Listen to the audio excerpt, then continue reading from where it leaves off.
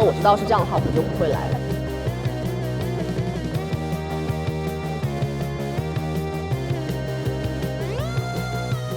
Hello， 大家，今天呢是我们在迪拜的第5天啊。昨天我和 Z 先生都双双倒下了，在酒店躺尸躺了1天，我们2个都发烧了。Z 先生昨天晚上就去医院，还挂了盐水，最后我也去了医院，医生给我开了点药。本来我们昨天是计划去亚特兰蒂斯水世界嘛，然后也没去成。今天稍微好一点，我们是下午预定了冲沙，所以早上就来他这边老城区逛一逛。第一站，我们先来逛黄金市集。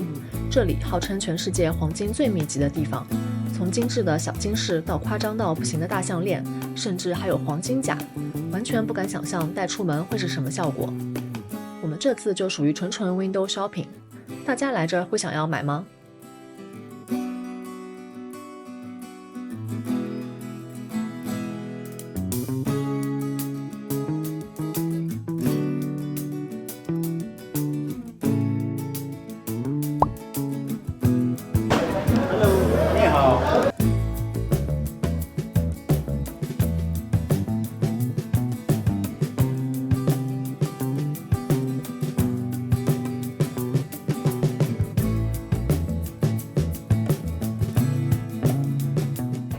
刚才逛了一下香料市场，简直太恐怖了！你走2步就有一个人拉住你，感觉就是要向你兜售东西什么的，这就是有点受不了。然后就也没办法仔细看吧，感觉你随便如果跟一个人进去了，你就出不来了。反正对于爱人来说还是蛮恐怖的。我随便逛了逛就出来了。我们现在逛完市场，然后准备坐船去对岸的这个阿尔法迪历史区哦。那我觉得坐这个船还是挺舒服的，只不过我需要等一段时间。我们现在已经来到这个老城区这边了，感觉这边逛起来比较舒服一点，然后人也没那么多。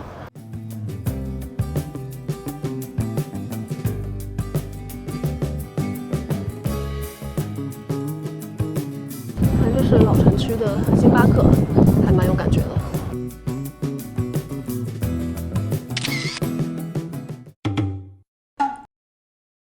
整个冲沙真正进沙漠的时间也就20几分钟，整个过程颠到我怀疑人生，摇来摇去的晃，视频也只拍了几秒就放弃了，跟我原本想象的那种有很多上下坡会有失重感的冲沙很不一样。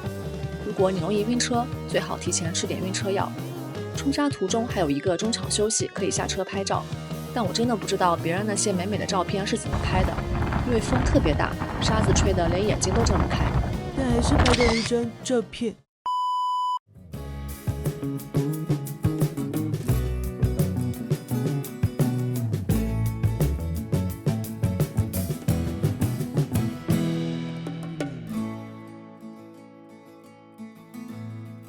Hello， 大家，我们现在呢已经冲完沙回到营地了。我们订的时候，他给我们的 schedule 是先到营地这边，等他车胎放完气之后，我们再去冲沙嘛。今天实际上我们是一来就直接先去冲沙了，冲完了之后才来的营地，就让我有点措手不及。因为我本来想的是在冲沙之前先吃晕车药嘛。然后结果他突然一下就说要进沙漠，都来不及吃药。而且我觉得他这边很烦人的一点就是，我们一路上过来经过的一些休息站啊，包括在营地什么的，就是一直有人给我们推销东西，让我觉得特别的不舒服，就感觉你是一个待宰的羔羊一样来到这里。而且因为我们是5点多就来到这个营地了嘛，我们得在这儿待到可能快9点才能回去。我想说，我得在这个鬼地方待到9点，我真的是有一点受不了，而且这边风又很大，然后又很冷，我现在希望能赶紧回去。反正就目前我体验下来不是那么推荐这个行程，如果我知道是这样的话，我可能就不会来。我觉得如果你不是对冲沙特别感兴趣的话，这个行程是可以略过的。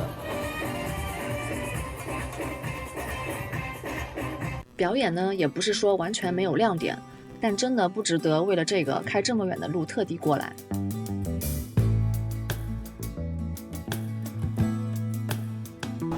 Hello， 大家，今天呢是我们在迪拜的最后一天了，因为我们的航班是明天凌晨的，所以相当于我们这一整天的时间都还可以再逛一下。我们现在再去那个阿尔法迪历史区那边再逛一下，因为昨天虽然我们去到那附近了，但是其实没有怎么逛，所以今天再去逛一逛，下午就去迪拜茂那边再逛一逛，打打卡什么的。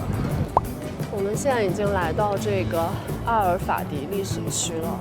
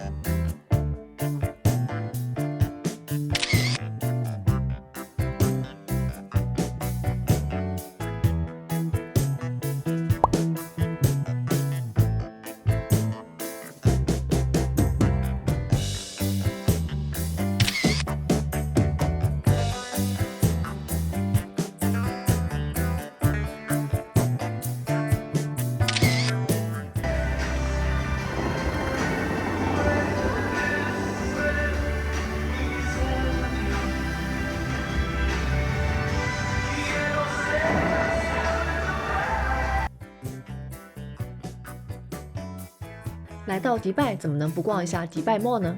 这里真的不是普通商场，它大到像一座小城市，走进去直接迷路的那种。你看这块区域，如果我不说，你是不是会以为这是在香港或是国内的什么地方？这个 Mall 里面什么都有，不仅仅是奢侈品，平价品牌也很多。逛累了，还有各种餐厅、甜品、咖啡店，连水族馆跟溜冰场都塞进来了，真的太夸张。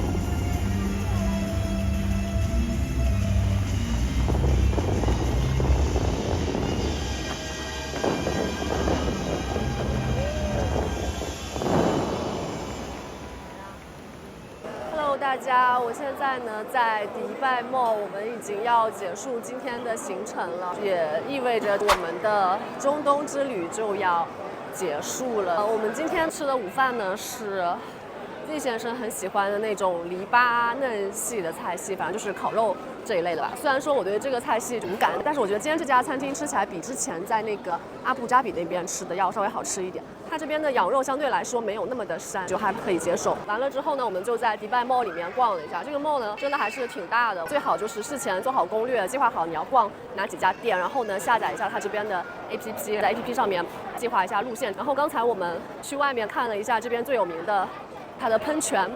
天呐，真的是人山人海，因为我们也找不到很靠前面的位置，所以只能隔着人群看这个喷泉。